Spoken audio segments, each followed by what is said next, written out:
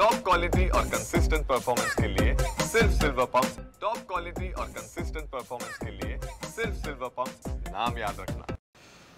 तब्बल 35 वर्ष काँग्रेसमध्ये काम करणाऱ्या काँग्रेसच्या ज्येष्ठ नेत्या आणि कधी काळच्या काँग्रेसच्या प्रवक्त्या हेमलता पाटील यांनी काल दिल्लीमध्ये उपमुख्यमंत्री एकनाथ शिंदे यांच्या उपस्थितीत शिवसेनेत प्रवेश केलेला आहे। आपल्यासोबत या प्रवेश सोहळ्यानंतर स्वतः हेमलता पाटील आहेत। ताई, TV9 मध्ये खूप खूप स्वागत आपलं। अनेक वर्ष काँग्रेसमध्ये आपण काम केलेलं आहे, 35 वर्ष जवळपास काँग्रेसमध्ये काम केल्यानंतर हा निर्णय आपण घेतात, काय याच्या मागची नेमकी आपली भूमिका काय नेमकी? 35 वर्ष काँग्रेसच्या तिकिटावरती निवडून येते, पण त्याच्या आधीपासून लहानपणापासून मी काँग्रेसचं काम करत होते।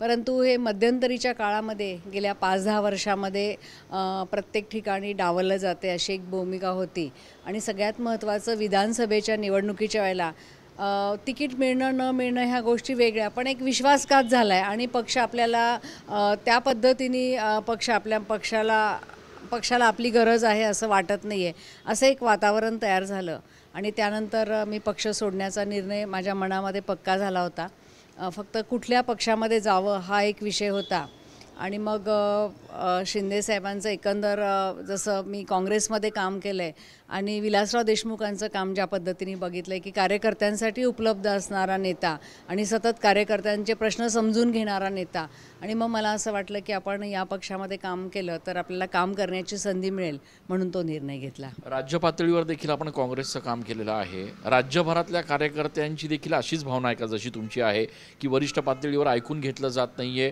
पूर्णपणे दुर्लक्षित केलं जात आहे आणि सोयीचं राजकारण केलं जात आहे? नाही, मी गेल्या 15 वर्षापासून प्रदेश लेवलला काम करते, स्पोक्सपर्सन आणि पक्षाची सरचिटणीस म्हणून। तर पक्षामध्ये खूप नाराजीचं वातावरण आहे। एकतर आपलं म्हणणं कोणाकडे सांगावं, गटतटामध्ये कोणाशी बोलावं हा एक पक्षामध्ये प्रश्न येतो आणि मग उठलं की सुटलं हायकमांडकडे दिल्लीला जाणं आणि मग ते प्रश्न सांगणं, त्यामुळं आपल्याला कोणी वाली नाही आहे असं एक पक्षामधल्या कार्यकर्त्यांची आणि नेत्यांची बऱ्याच मोठ्या प्रमाणामध्ये भावना आहे। काँग्रेसच्या सोडण्यामागे नेमकं कारणीभूत कोण आहे असं तुम्हाला वाटतं? आता तुम्ही स्पष्ट बोलू शकता। नाही, आता पुलाखालून पाणी गेलं, आता कोणावरती दोषारोप करून काहीच होणार नाही आहे, तर त्यामुळे आता आपली रेष मोठी करणं हे एवढंच आहे।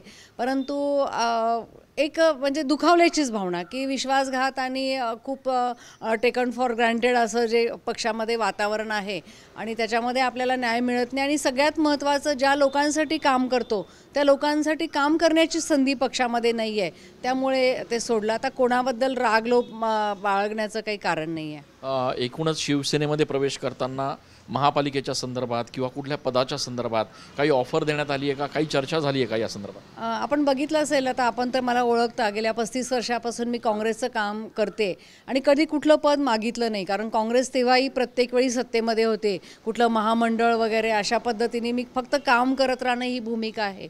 आणि काल पण मी तेच सांगितलं की मला चांगल्या पद्धतीने काम करण्याची संधी द्या आणि त्यांनी ते मान्य केलं। पदांचं काही कुठली चर्चा झाली नाही आणि आता पुढे माहीत नाही कशा पद्धतीने मला संधी मिळेल। आगामी महापालिका निवडणुकांमध्ये आपला जो हा प्रवेश झाला आहे याचा पक्षाला कितपत फायदा होईल असं आपल्याला वाटतं? नाही, आता खूप लोक शिवसेनेमध्ये येत आहेत आणि त्या दृष्टीने खूप नगरसेवकांचे प्रवेश होत आहेत आणि संघटना बांधणीचं जे काम आहे ते आम्ही चांगल्या पद्धतीने करू आणि मला खात्री आहे की महापालिकेच्या निवडणुकीमध्ये खूप चांगल्या पद्धतीने यश मिळेल। खूप खूप धन्यवाद ताई, आमच्याशी चर्चा केल्याबद्दल। या होत्या हेमलता पाटील। 35 पेक्षा जास्त वर्ष काँग्रेसमध्ये काम केल्यानंतर काँग्रेसला जय महाराष्ट्र करत त्यांनी शिवसेनेत प्रवेश केला आहे। पुलाखालून बरंच पाणी वाहून गेले आणि त्याबद्दल कोणावर टीका करण्यात आता अर्थ नाही, आपली रेष मोठी करणं हे आता महत्त्वाचं असल्याचं एक सूचक विधान देखील हेमलता पाटील यांनी केलं आहे। कॅमेरा पर्सन प्रसाद पवारसह मी चंदन पूजा अधिकारी, TV9 मराठी।